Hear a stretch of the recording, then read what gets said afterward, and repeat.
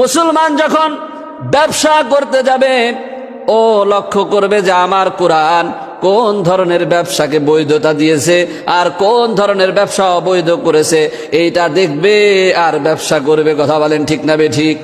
মুসলমান যখন পারিবারিক কাজ করবে, পরিবার পরিচালনা করবে, মুসলমান পরিবার পরিচালনা করতে গিয়ে কোরআনের দিকে লক্ষ্য করবে যে আমার কোরআন কিভাবে পরিবার পরিচালনা করতে বলেছে আর আমি মুসলমান হয়ে কেমন পরিবার পরিচালনা করি। আমি যখন পারস্পরিক সম্পর্ক গড়ে তুলব, কোরআনের দিকে মুসলমানের লক্ষ্য থাকবে যে কোরআন কিভাবে পারস্পরিক সম্পর্ক করতে বলে আর আমার পারস্পরিক সম্পর্ক কোন দিক দিয়ে।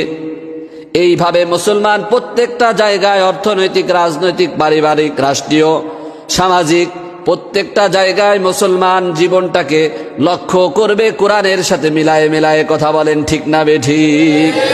আর আমরা মুসলমান বলে দাবি করি, সেই কোরআন আমাদের অন্তরে নাই, আমাদের বাড়িতে নাই, আমাদের দেহে নাই, আমরা পড়তেও জানি না।